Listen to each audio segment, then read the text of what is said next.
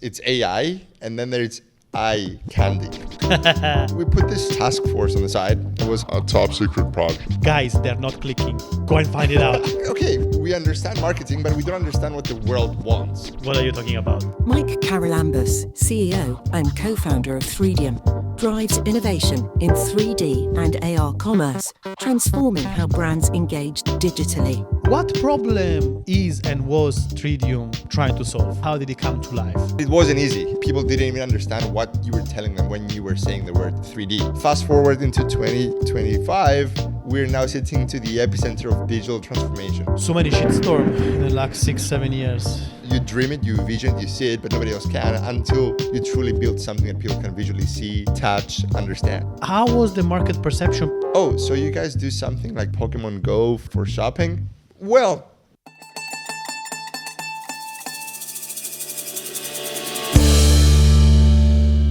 Hello. Welcome to another episode of Made in Cyprus, or how you organically rebranded Mitsia Larozzi. Big business story from a tiny island. Today, another interesting conversation. And the conversation is interesting because you would not think about Cyprus like a place where you can run a global technology company. You would probably think about London, New York. So when you hear about a successful company in tech being run from Cyprus, you know, my antennas always go up. And today with me we have Mike Charalambous, founder of Threedium. Founder or co-founder? co-founder of politics. of Threedium for politics. Welcome to the show, buddy. How you been doing? It's a pleasure and it's an honor to be here. I've seen your content. It's perfect. And I'm like, if I can add my 50p of advice to our fellow entrepreneurs and aspiring entrepreneurs. Amazing. Let's do it. Amazing. So what problem is and was Threedium trying to solve? Like how did it come to life? To be honest, to stay afloat and to continue winning businesses, you need to constantly spot new problems and solve them, right? But what was our main aha moment where we said, okay, we have to try and solve this. It's a big one. We have to rewind back almost 8 years. Back in the days when I used to work for WPP in London. WPP is the third largest media network in the world. And I was part of their Wonderman creative studio. We were responsible for designing and publishing new campaign launches for new product roles in different countries.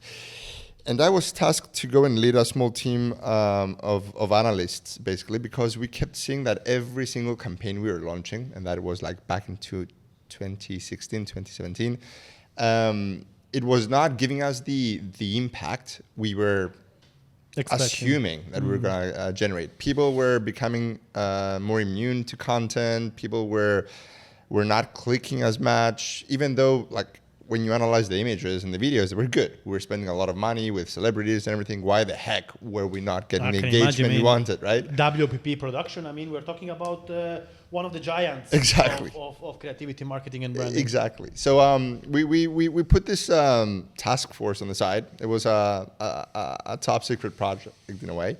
Guys, they're not clicking. Go and find it out. Go to war. Actually, that's what it's like. Okay, we understand marketing, but we don't understand what the world wants. So we started spending more time in the world.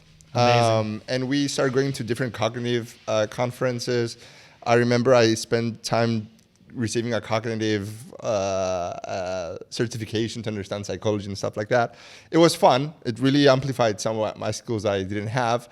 But what we realized in different focus groups that we've done is that people started getting this whole navigation and scrolling mindset as part of their everyday routines.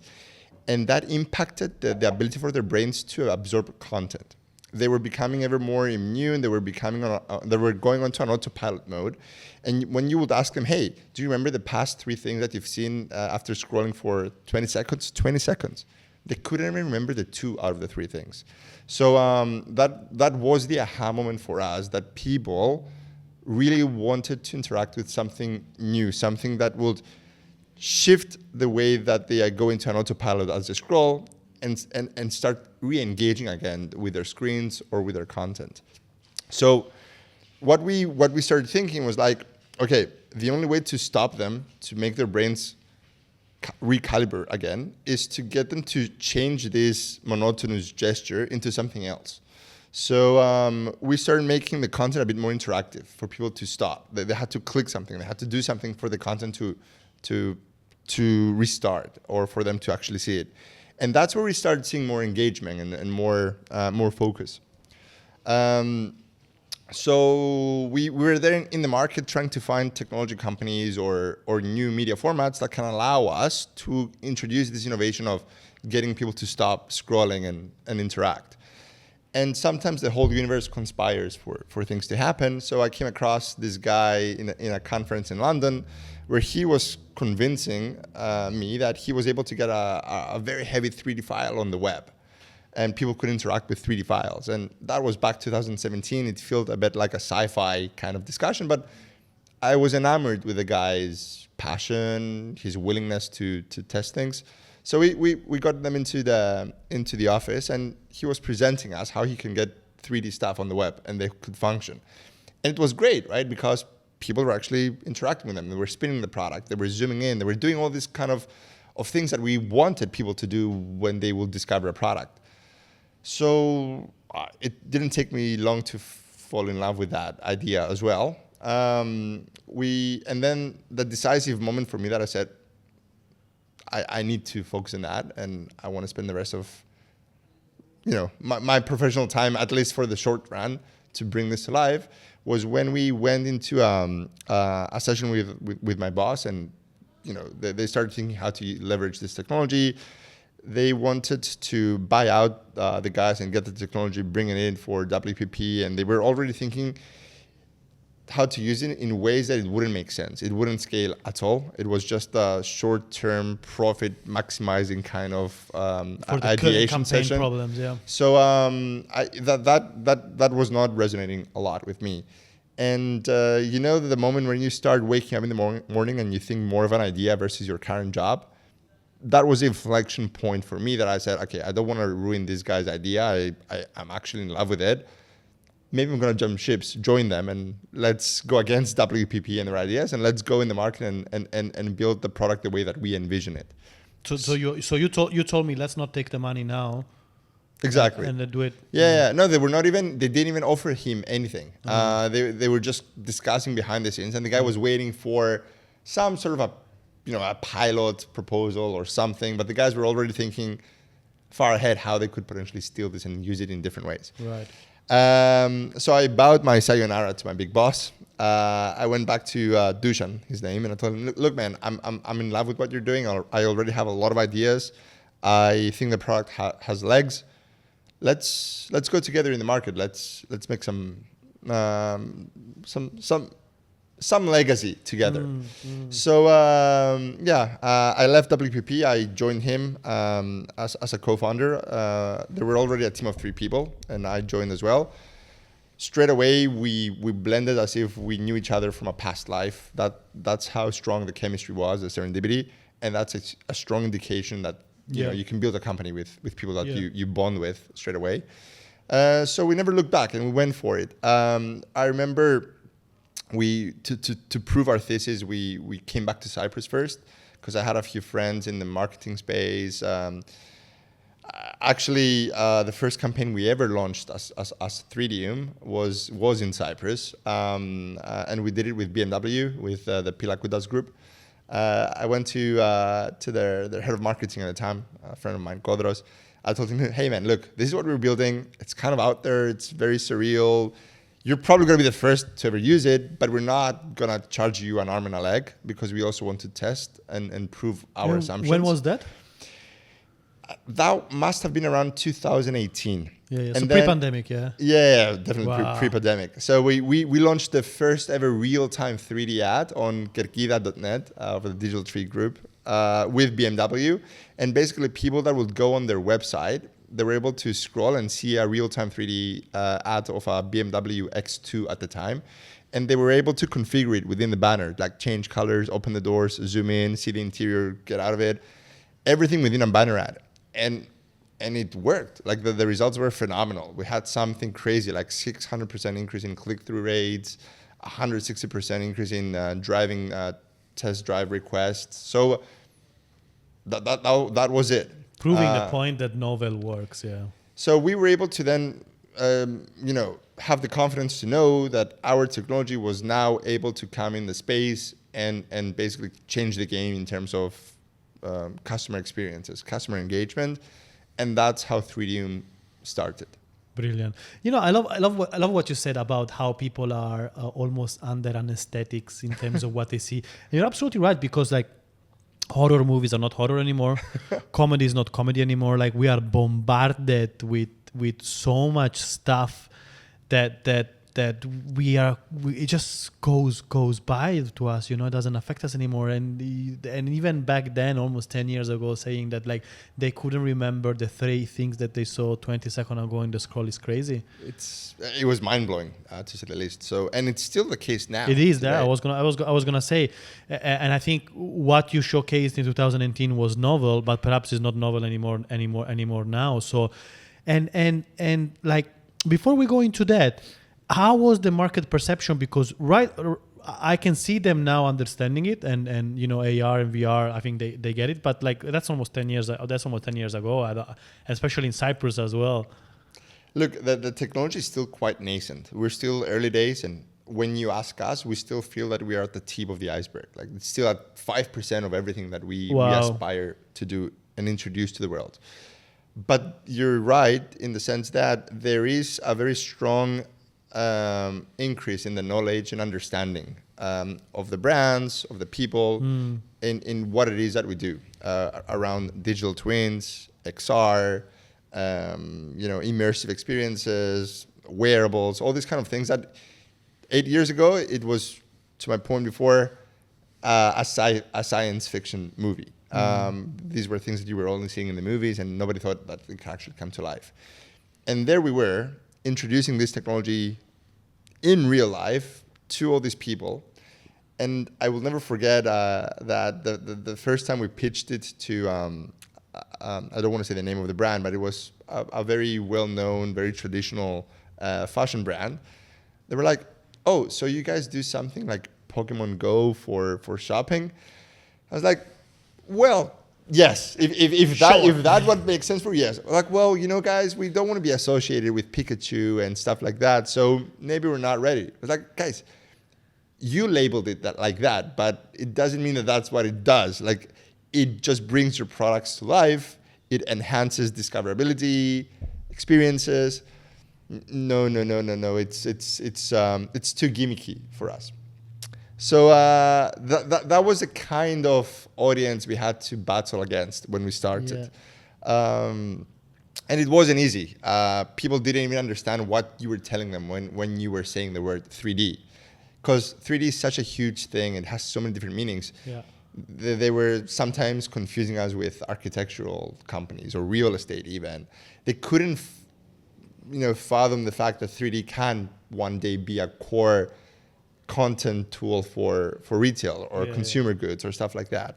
Fast forward into 2025, we're now sitting to the epicenter of digital transformation for all these major brands. And we work with luxury, with fashion, with automotive, with furniture, industrial machinery. And everybody now understands what it is that they can have out of our product and our technology. But it took a good 6 years for us to be able to reach that inflection point that people finally get it. It reminds me of the story of Zappos. There was the first e-commerce for shoes, and I remember it was in the 90s or something, which is a beautiful, beautiful book as well. By the way, I think it's Delivering Happiness. It's the book. It's a great, great book. Great founder, crazy story. Unfortunate ending for him, but like they had the same issue at the beginning, right? So he was a very simple idea, beginning of the e-commerce, beginning of the internet. People are buying shit online, getting delivered to their door. Works. DVD, Blockbuster was there. Netflix at the beginning with the DVDs and everything. So it's okay. Let's do it with shoes. And every of their early investors says people will never, ever, ever buy shoes online. It will not work. And they had a really hard time at the beginning starting, small inventory. They couldn't sign up brands. They were not believing into them. But he built a whole culture of extreme customer centricity. He was the really first one that was upgrading all the shipments to free next day delivery. You could buy as many shoes as you want, try them, and then send them back. So it was like they made it very, very easy, and it created a whole culture in that. And then it became explosive. And like, if you tell your kids now, back in the days you couldn't buy shoes online, they will say, "What are you talking about?" Which world were you living in? Which Obviously planet? you can. Obviously you can. You buy two pairs, and then the one that fits you keep. The one you send back, right? So it's always a bit hard at the beginning to dive into. Even Apple and Steve Jobs at the beginning, the first 20 years, it was tough. Yeah, it's the Moore's law, right? Like when you start, and also you usually have this resistance, or like these very, very few people that will really believe in you, and then everybody else is gonna laugh at you, and then you just keep going because you know what you want to do. You dream it, you vision it, you see it, but nobody else can until you truly build something that people can visually see, touch, understand. Right? Yeah, it's interesting. So tell me a bit more. What is it and how it works? So for companies that already have 3D visualization, I think it makes sense, right? So they get the file and then you work on it and everything. But for example, Louis Vuitton with a bag, I don't think they have. The 3D. They do. So not for all the products, but yeah, it's getting there. So tell me how it works. Like I want to have my product visualized on my website, extreme resolution, very low size, so I can turn it around. Works everywhere. Works on mobile. Because I saw some of your visualization, it's bananas. Thinking about that is not an actual photo. Yeah. So. There's a few things that you do. What we typically say is that we believe that every product has a superpower. Yeah. And we help unlock it. Yeah. The superpower can extend from optimizing content creation for the brands, so helping them to make the most out of their product without spending insane amount of money on photography or video shooting and what have you. And at the same time, we help them to bring a nice storytelling along with their product. So when people are browsing the product, not only they can just see it from different angles, but they can click to expand it, explode it, see animations coming out of it, make them bond with it, understand specific functionalities that they were not otherwise able to see, not even in the store. So it's a combination of things. Now, how Threedium works as a technology is that we go and we engage with the brand. The brand typically either has some prototyping 3D assets or some prototyping images, which they're using to create the collection before they even publish it to the market. We then work with them out of those, heavy 3D files or sketches or very rough images that they have, and through our technology, which is a mixture between computer vision, AI, and leveraging past data from other 3D files that we have and scanned materials, we are able to then very quickly turn those images or sketches into a 3D file. We also managed to build our own optimizer, which imports very heavy 3D files in our platform. We are automatically within seconds. So you have a piece of software that does super lightweight 3D files through our platform, yes? And then you have the 3D files ready. What the company can do then with the 3D files is unlimited. And that's why we have named our platform Unlimited 3D. You basically go in the platform, you have the 3D file, you can start taking automatically a series of pack shots out of that 3D file, so you can automatically spin it. You take screenshots and you have them ready to use them for your PDPs or for your e-commerce or for catalogs. Then you have the option to extract that 3D file in any format that you want, either for 3D printing or for different types of 3D that you can use for CGI. So you can create or for a static as well, yeah? Exactly. And then you can take it a step further and you can use the same 3D file to create these beautiful real-time immersive solutions on the web, such as 3D viewers where you can explore the product, have a very autonomous browsing behavior with it, or build a configurator where you can almost personalize the product in your own way, change colors dynamically. Yeah, think about the car configurator nowadays, exactly. right? So you can 360 spin it, you can change the chair, exactly. and I think it's very interesting because like What I loved about you said that we are just at the inception of the technology, because we're also at the inception of hyper-personalization of the customer experience. That is key. I see your technology, how it will go, how will have a long life, because like all single brands are trying to satisfy what a consumer wants the most nowadays, which is being me 100% versus being Mike 100%. versus being Adonis, right? So I want to have a my experience, my product. It's almost as if you are like echoing myself when I'm pitching to brands. Yeah. What we typically use as an example, and we're not sponsored to say that, but let's say if you go now to adidas.com, if you and me now go on adidas.com, we're going to see the exact same content, but you love completely different style of products and I love completely different style of products. So why on earth should we be seeing the same thing, right? Adidas, in theory, already knows what we like because we've been buying Adidas products since forever, right? Yeah, our social media profiles are open, so what we're trying to tell them now is like, look guys, we understand that you're also kind of siloed as an organization, right? Like it's not easy to speak between the data of the commerce teams and the data of the design teams and the photography that is being prepared and multi-locations, multi-time zone. So what we're now working with companies like Adidas to do is like, look, embed our 3D viewers and let them do the magic. So if you go on adidas.com and you see a 3D viewer, the moment you start interacting with it, we start collecting data. So we start saying, how much time have you spent spinning the product? Which parts of the product did you spend the most time on? Is it the sole? Is it the laces? Did you show higher affinity on the brighter colors, or did you show higher engagement on the darker colors? Yeah. Then, when we collect this user journey of data that we've recorded, the second time around that you go on the Adidas site, let's say, then automatically our 3D viewers will be instructed to shift the camera view of the product on the sole. Amazing. If the sole is what you cared about. And we will show you dynamically colors that we know that you prefer the most. So you're going to see the color, the sneakers in yellow colors instead of black.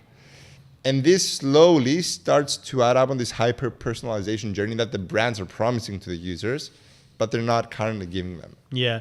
Did you see that new car that Jeff Bezos invested on was called Slate? I should have. I haven't. you will love it, and like I think you're nodding. You've seen it. Adonis has seen it. It's. I mean, your product could have perfectly done their campaign as well. So it's a $20,000 electric vehicle that comes out of the factory in a clean slate. That's why the name is Slate. Jeff Bezos invested in it, and then it can be customized and personalized however you want it. So it's a piece of metal and plastic, comes out very bare, very minimal, and then you have thousands of different configuration. It can become a workhorse, it can become a luxury SUV, pink, red, blue, tall, naked, roll bar, not roll bar, tall. Like it's crazy, crazy. And think about it. Even the cars now are getting hyper personalized, and like one Slate car will not be the same as the others. And all that experience is online. It's all digital. It's not that you have to go to the showroom and start selecting and everything. But it's also the new trend. Like in an era where companies have as a priority to optimize costs. Yeah. I'm not going to use another word, but let's stick to optimizing costs. They're finding more and more ways to shut down stores in high streets. Yeah. Remove overheads. So when they start seeing that they can offer this hyper-personalized convenience to their customers to go and have the same experience with their products online as opposed to in the store, why would they prefer to have a store and pay electricity and pay maintenance and having to ship to bring products in, pay stock control? It's just crazy, right? And in a tariff-imposed world that we live in, these things don't make sense anymore. Now, I'm not saying that we're going to replace high street, but we are offering the ability for the brands to start becoming competitive globally, because they don't always need to have a physical store somewhere to be able to sell their products. Yeah. Who converts better to your message, bigger or smaller organization? When we started, we were very romantic and we wanted to democratize this for everybody. But then reality hits in, and what pays our bills is actually enterprise kind of relationships. Can you make a few names, the clients you're working with? Sure. So, for instance, we work with the entire LVMH group, which has more than 72 luxury brands, going from Fendi to Bulgari to Moet Hennessy to Tiffany's. So those are the guys that at the beginning were a bit unsure. Yeah. Now they see it working and they want They see it working. I'm not able to disclose numbers, but it really helps them a lot to cost optimize their content creation journeys, helps them to enhance customer experience. That is very key for luxury. Yeah. And therefore supports them to increase sales as well, right? We also work with beauty like L'Oreal, L'Occitane as well. We're also quite strong in the jewelry industry as well, with rings, watches, and we started also having strong demand from travel bag brands like Rimowa, Nomadic, Away, Monos travel bags. So we every other 6 months we're trying to penetrate another new industry that we feel that we can show immediate impact, and we start to onboard them. But all in all, any company, whether it's B2B or B2C that sells products and they want to bring the most out of their products, can easily leverage our technology. Do you think are there private applications of the technology? There are. For instance, we're working with Fendi to do very, very exclusive, super VIP made-to-order configurations. So if you're a very high-end client, you have to walk into a Fendi store and ask to go and design your own Fendi jacket or Fendi bag. And then you go in and they show you the configurator, and you go from scratch and you design your own Fendi bag. That's so cool.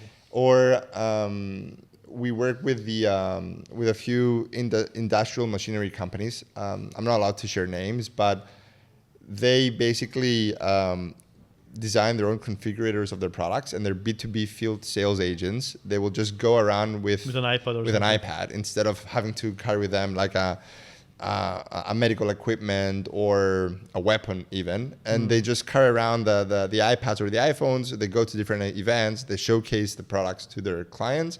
They can even use a camera to show the product how it looks in their space. And they close the order, basically. Listen, like Mike, going back to what you were saying at the beginning, like how companies, they need to find new ways, novel ways to attract attention. We live in a society of attention deficit, very hard to scroll the stop and stop the scroll, and find something that is interesting us. What is your relationship with trends then? Because I think it's always tricky balance to be reactive, be proactive, but also be trend driven in a negative way. And you guys didn't really follow up the trend. You were like almost like a trend setter, trend maker, right? So it was at the beginning of the journey. So how do you feel now with all the AI things and all the trends and everything? It's a very nice question. And I feel that is something that is quite unique about us in the sense that we can survive any hype cycle because of the modularity of our technology. I remember when we started, there was no real particular hype. It was mainly fintech. That was the hype. And we started coming in with retail tech solutions. Yeah. Also, blockchain was not there even. Because blockchain was up after even. Pandemic. Exactly. Yeah. But because we were solving problems, it was just easy for us to be adopted. Then the whole metaverse cycle came to be. And that really got us in the spotlight because regardless of the whole metaverse facade, right? Brands at that time, they were coming out of the COVID era, and they understood the risks of having to be highly dependent on the traditional ways of generating content with photo shoots or only operating through physical stores. Yeah. So coming out of that shock and into this whole metaverse era, they started understanding the power of digital twins, of online experiences, of why online shopping matters, why gaming matters, because more and more people were like, queuing in, jumping into games, spending more and more time socializing through games. Yeah.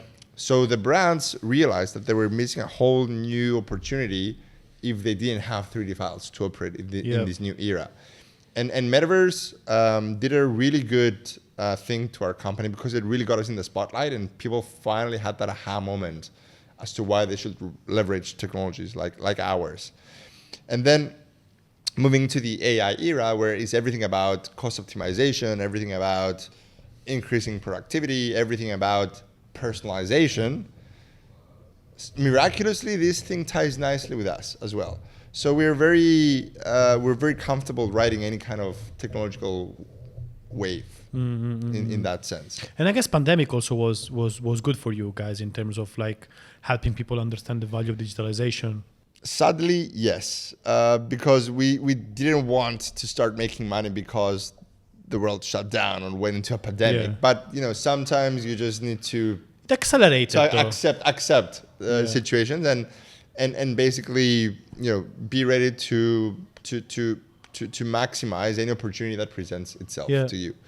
And in a way, that was the lucky part of our journey, because we never expected a pandemic would ever incur in the world, but it did, and it really helped people understand the narrative that we were telling them, that, hey guys, you cannot be overly dependent on physical products. You cannot be overly dependent on high stores.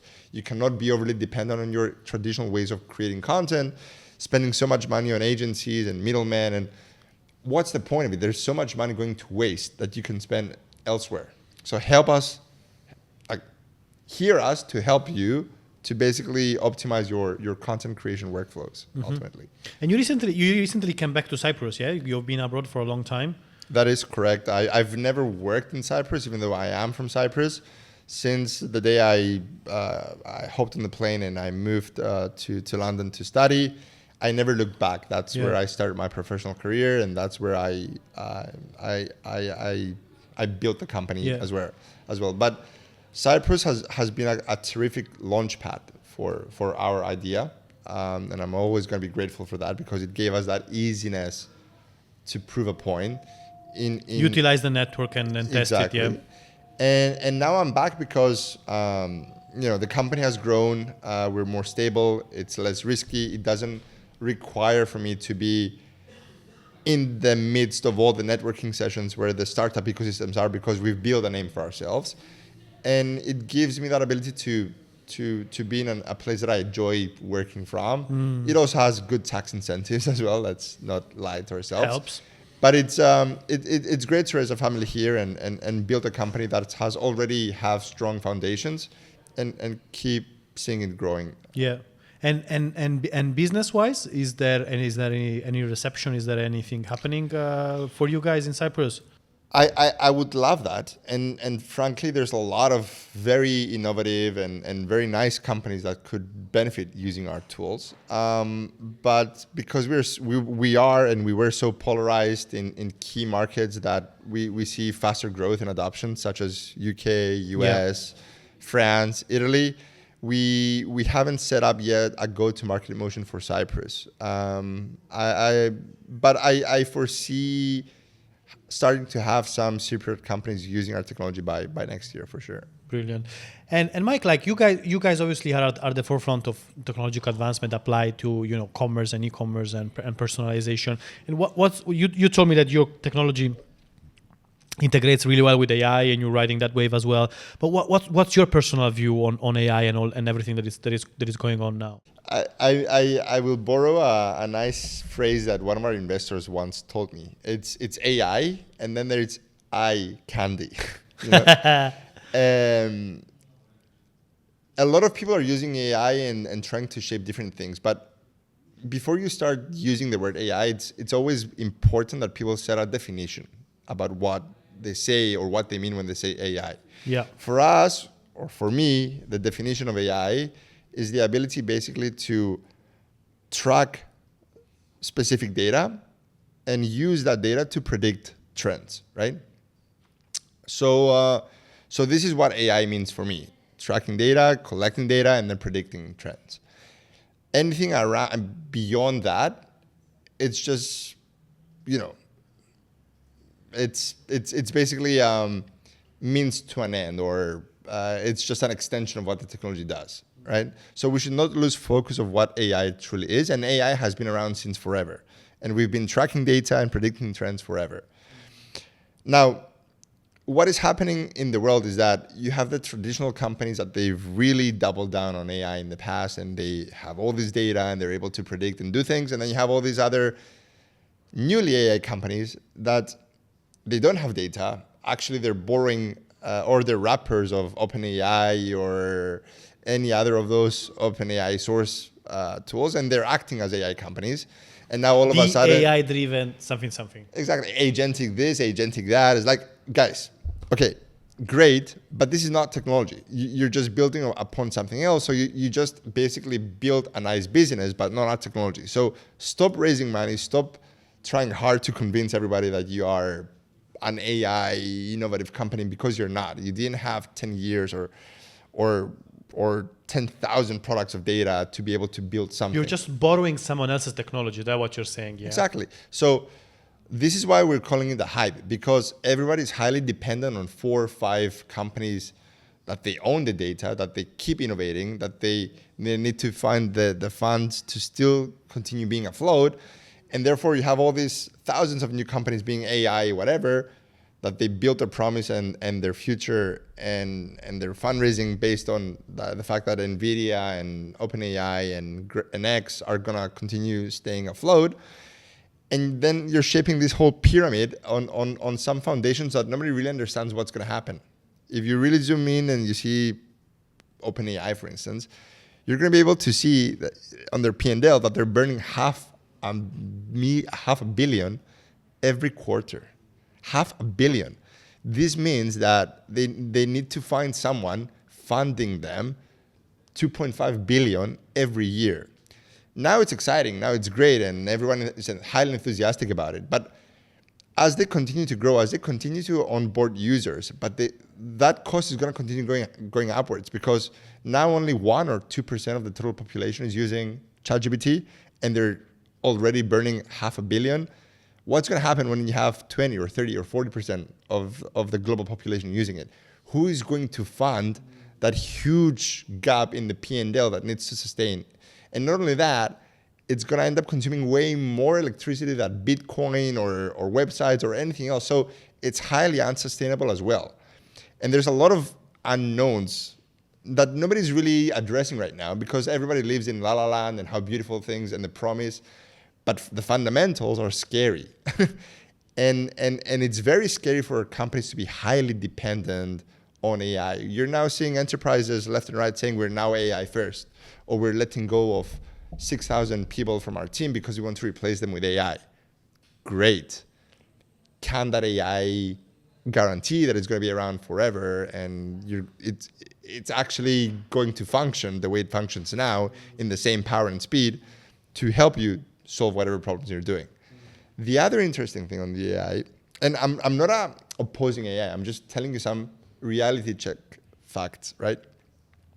Is that we keep saying that there's this promise of enhancing productivity and enhancing creativity, but right now it marginally improves productivity, and I haven't really seen any true creative stuff coming out of AI either.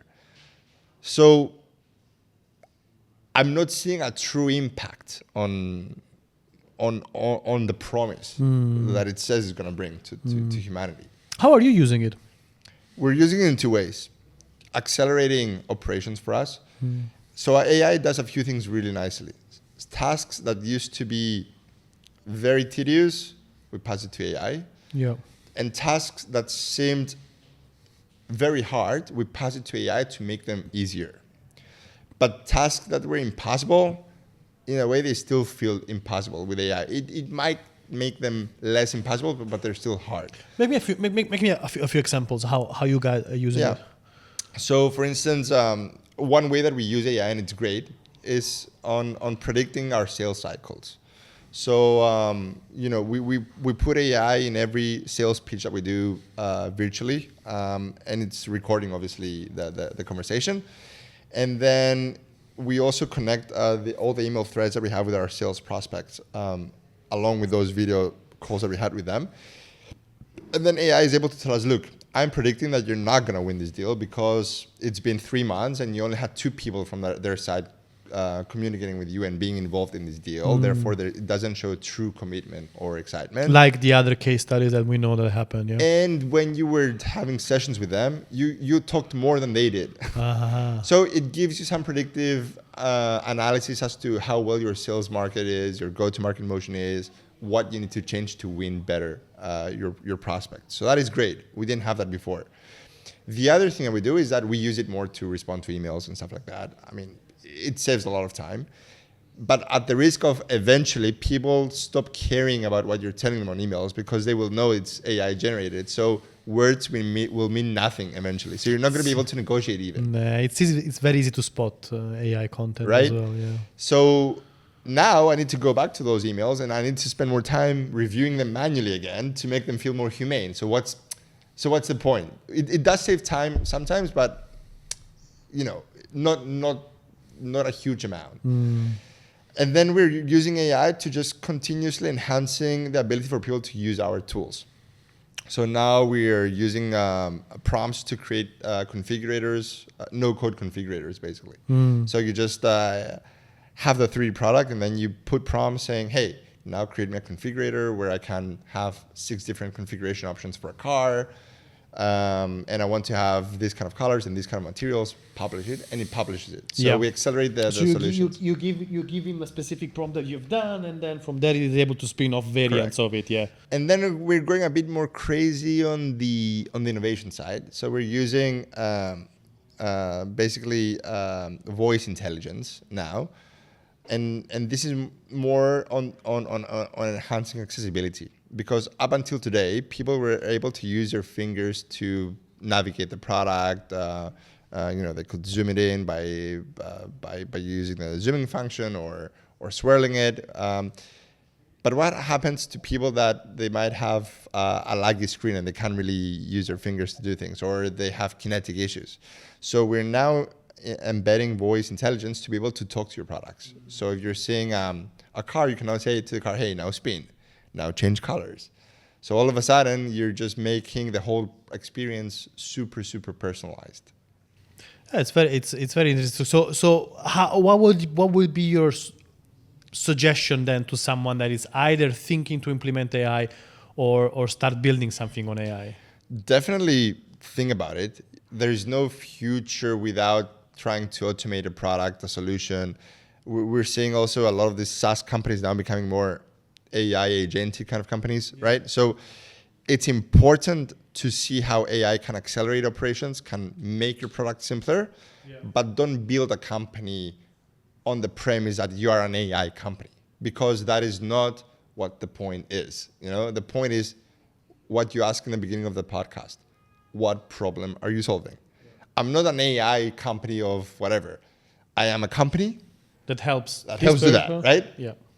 Don't lose sight of that, because that's the mission, that's the vision, that's what's going to stick around if somebody accidentally fucks up the whole AI industry, right? Yeah. Today is AI. Yesterday was blockchain. Whatever is going to be the day after tomorrow. But the problem and the purpose of the company, that should be the fundamental. I really love that. And what I was going to say? What's something about Cyprus that you realize coming back after all these years? There's a certain breeze in the atmosphere of people willing to do things, push boundaries, something that I didn't feel in the past. Everyone you talk to, even though you still have the majority of people involved in the traditional industries, finance and whatever, everybody's thinking, okay, what's next? What can I do? 20 years ago, people were more reluctant to think that way, and they were just thinking about the easy career paths. Now everybody's willing to get a bit in the mat and try things, and possibly because they're seeing that their career prospects under organizations are becoming bleaker and bleaker, or possibly because they feel that, hey, I have such easier access to technology and network and stuff. So, I love that. Like, you feel this genuine breeze of innovation in the atmosphere. And you have more and more people coming into this whole entrepreneurship community, innovation community, technology community. So it's not as lonely as it used to be. The other important thing that I'm seeing is that I'm seeing companies shifting their offices now in Cyprus Yeah. for whatever reason, but they are, and they're technology companies. So therefore, naturally, there's more and more talented people coming into the country. They're spreading their knowledge. They're meeting friends. They're inspiring friends. People are now looking to find jobs in these kind of companies. So you're gonna see slowly technology like spreading like a plague in the Cyprus. Yeah, I ecosystem. agree. Especially after pandemic as well, because of the wars. Obviously, it's never both of them are not a good conversation. But there was massive accelerator of people coming here, bringing their own knowledge, bringing their own network, bringing their own infrastructure into Cyprus, and kind of like accelerating the whole ecosystem. And Mike, what's next for you guys? Then what are you currently focused on for let's say the rest of the year? Look, for us, there's two things. One is that we continue to basically accelerate our product in ways that we can make it easier for the brands to use, to help them reinvent their content creation workflows, reinvent the way that they introduce their products to their customers. And we're using a combination between even more high computational vision technology, AI, to my point before, visual intelligence, voice intelligence, all this kind of stuff are key. But we also keep one eye in the macroeconomic outlook, understanding what might happen in the next year, because as a CEO, and I'm guessing what I'm about to say resonates with many CEOs out there, it's very hard to predict anymore. So we stopped making 2-year analysis. We're actually doing 6 to 12 months analysis of of the steps that the company is going to be taking, which markets we want to be penetrating or not. Sadly, what we are seeing is that Europe is in a very dire state right now in terms of new innovation. If you talk to brands, their number one mandate is like, look, either you're gonna pitch me something that's gonna save me money right now, but if it's innovation, just come and talk to me back in 2026. So we are naturally obliged to spend more time in the US, where they still have a lot more budget, a lot more money. The mentality is still always trying to break through. But yeah, for us as a company, we're gonna continue doubling down in the US over the next year until Europe rediscovers or find its feet. What's the symptom behind the skepticism to invest in innovation in Europe then? It's mainly because they open up their wallets and there's no money in, right? Very, very bluntly. But it's true, like every company in Europe right now is suffering from cash flow problems, from confidence levels. Like you see the automotive industry in Germany is like going down like there's no tomorrow. Other industries that were traditionally competitive from European companies like retail and whatever, they're also suffering a lot. If you see the global markets, the valuations for e-commerce and retailers, it keeps going down, and it's like a bloodbath. And therefore, they don't have the confidence to keep spending because they're not sure what's tomorrow for them. And when you're in that state, the last thing you want is to spend money on innovation, because first you want to go into a survival mode, right? Yeah. Yeah, but like, to be honest, we had so many shitstorm in the last 6-7 years. Brexit, COVID, this war, that war, this financial crisis. Even now, the scare that actually US might side with Taiwan, and Trump, then all of a sudden China Trump might have a two. Taiwan war. It's just been madness. I remember when I was going into the workforce after uni as a creative, like it was the golden era. Right, no problems. Retainers, budgets, massive pitches, massive wins. Yeah, photographers, videographers, scripters, book everything. Dinners, yacht parties, everything.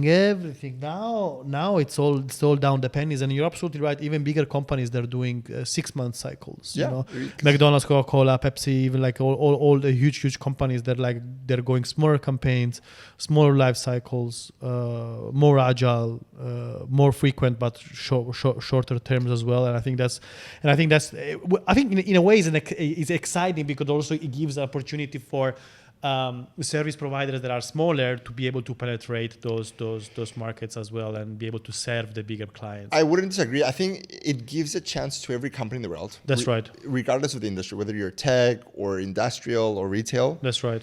to stand back and understand how capital efficient you can become as a company. That's right. We go with this new ratio that I think is applicable in every industry, which is full-time employees to revenue, and how much contribution each person in the company has on revenue, whether it's direct or indirect. And there's nice thresholds that if you're a company that generates a million, let's say, then your full-time employee ratio to revenue should be no less than 40,000 per capita. That's like a good indication that you're a capital efficient company. And these are things that we never thought in the past, but these are really good ratios because it allows you to understand what kind of scalable company I can build whilst being profitable, whilst being able to deliver good innovation. So, you know, it just helps you to run companies more efficiently and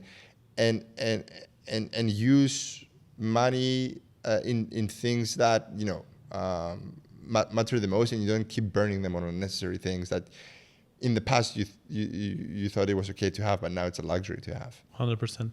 Mike, thank you very much for your time. Where can people connect with you, follow your journey? Where are you at? A wise man once told me that if somebody really wants to find you, they'll find the way to find you. Brilliant. But LinkedIn is always a nice way to start. Brilliant. Thank you very much. Thanks for coming to talk to us. I know that you're busy traveling and everything, so appreciate it for the time. Thanks, guys. See you next time, and happy building. Bye.